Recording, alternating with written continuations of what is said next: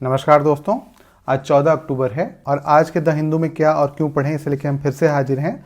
आज जो सबसे पहली न्यूज़ है, Israel tells Palestinian to leave northern Gaza, है ना।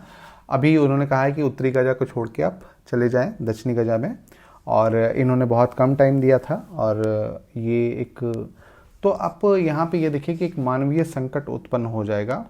अब पैलेस्टीनियन लगभग 22 लाख के करीब हैं, तो ये एक, सॉरी, उसमें 11 लाख मुझे मतलब छोड़ के जाना है साउदर्न में, तो ये बहुत ही एक टफ टाइम हो जाएगा।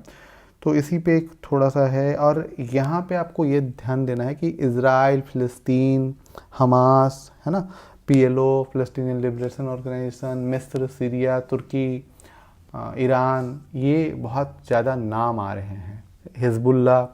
आपको क्या करना है, आपको मैप लेना है और आपको उसमें देखना है कि कौन कौन से कहाँ कहाँ पे हैं। साथ ही साथ भारत और इजराइल के बीच में क्या क्या संबंध है, ये जरूर देखना है आपको, ठीक है। तो ये आप यहाँ पे काम कर लेंगे। इसके बाद जो है, goods export dip but August tally lift outlook, ठीक है। तो गुड्स का जो निर्यात है वो कम हो रहा है, माल के निर्यात कम हो रहे हैं, लेकिन जो अगस्त में जो टैली थी थोड़ी ठीक हो गई है, तो ये आप देख लेंगे। इसके बाद जो हमें पढ़ना है वो पेज नंबर 7 पे पढ़ना है, और पेज नंबर 7 पे है ग्राउंड जीरो।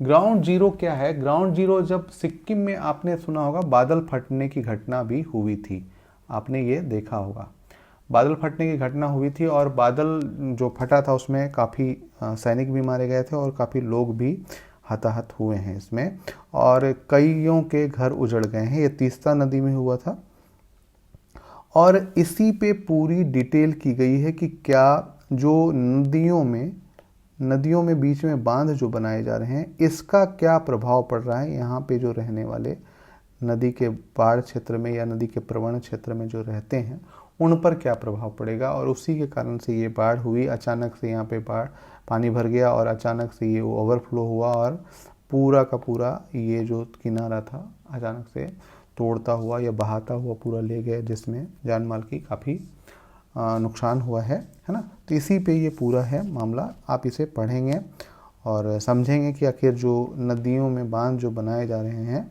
उसको कैसे, उसका कैसे निपटें, हम इसको किस तरीके से कंट्रोल कर सकते हैं, या क्या उपाय किए जा सकते हैं। या तो हमें रिहाइश वहाँ से हटानी पड़ेगी, या फिर ऐसे बांध नहीं बनाने पड़ेंगे। बांध नहीं बनाएंगे तो ये काम चलेगा नहीं, लेकिन बांध बनाने के बाद हमें क्या करना पड़ेगा, फिर रिहाइश हटानी पड़ेगी, एक डेंजर जोन पड़ना पड़ेगा या डेंजर लाइन बनानी पड़ेगी कि इससे आप दूर रहें, है ना। उससे दूर रहेंगे तभी आप सुरक्षित रह पाएंगे। तो ये चीज़ें हमें करनी पड़ेगी। इसके बाद जो हमें पढ़ना है वो पेज नंबर 12 पे पढ़ना है ना। 12 पे क्या है कि West Asia conflict will not IMEC। IMEC क्या है? India Middle East Europe economic corridor, है ना, जिसको अभी G20 में वो किया गया था। तो आप IMEC को देखेंगे और ये कहाँ कहाँ से होके किस तरीके से यूरोप में प्रवेश कर रहा है भारत से लेके, इसको आप ज़रूर देखेंगे। और इसको अभी जो है कुछ मतलब जो इजराइल और फ़िलिस्तीन के बीच में युद्ध चल रहा है, इसका कोई प्रभाव नहीं पड़ेगा, ऐसा सीतारमन ने कहा है। हाउएवर क्राइसिस से revived fear of fuel price बढ़ जाएगा, food security, supply chain disruption होगा, है ना।